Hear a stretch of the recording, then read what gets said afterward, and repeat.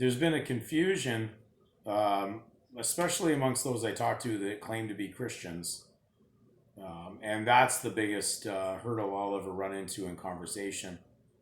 It's easier for me to talk to an atheist or an unbeliever from the start because they're not claiming to have a Christian position of faith.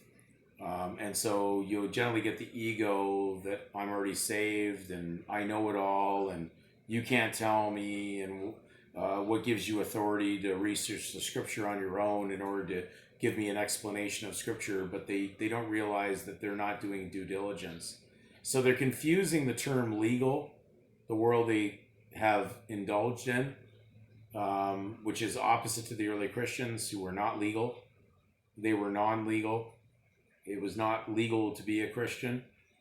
And therefore they conformed into the fraud of the Catholic Church and the Roman Empire that eventually legalized Christianity through the use of people being their secular citizens, having now the opportunity to believe in Jesus Christ under their directions and authorities. So they were never really under the sovereignty of Jesus Christ when they did that. And therefore the confusion between legal and law comes into play, because legal deals with the Roman civil system of law, man's law, and nothing to do with God's law.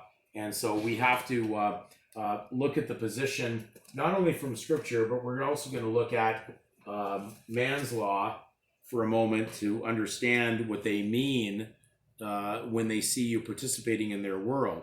So we're going to look at the word armed.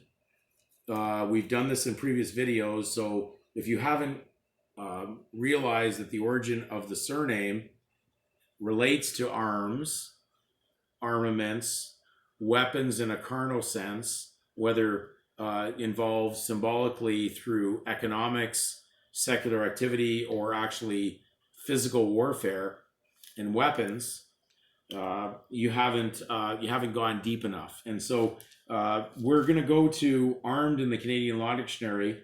I'm sure this is similar to most other legal dictionaries. And we'll go into armed. Being armed with an offensive weapon and used as an offensive weapon are not synonymous. A person is armed with an offensive weapon if he is equipped with it. So the minute that you equip yourself or say that you have something that relates to their legal world under arms, being the last name also symbolic of citizenship and consent into their legal citizenship, you are now armed. And therefore, in their world, you're already a trespasser by license. And therefore, by authority, whether you have license permission to be armed with a last name, operating in all the systems that are connected to that, you are still considered to be an offensive weapon equipped individual. And therefore, they are able to deem necessary force against you.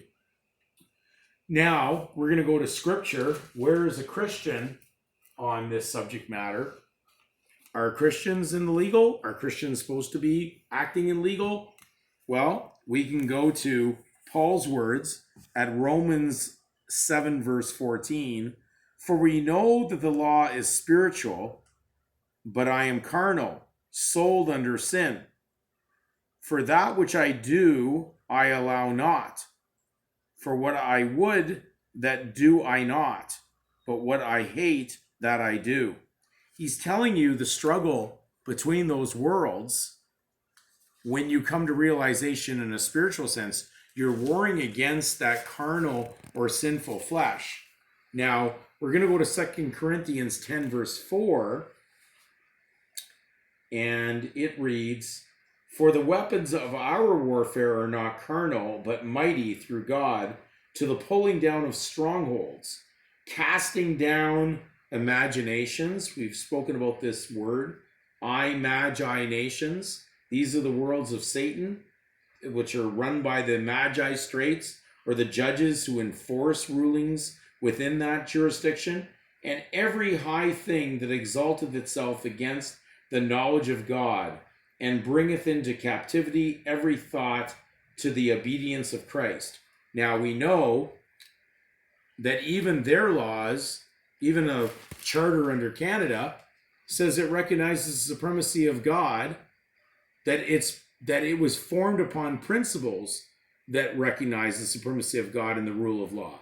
All they're saying is they know that God is supreme, but their followers are going to be under the rule of law. Do not misunderstand. They're not talking that Canadians are Christians. So therefore, they're able to enforce under this carnal position that you place yourself under the legal system to be under their jurisdiction. So therefore, you are armed and dangerous in their world, and therefore they will monitor you, they will fine you, they will fee you, and they will incarcerate you based on the contract that you've consented to. We're going to get into the next subject matter on consent in the next video.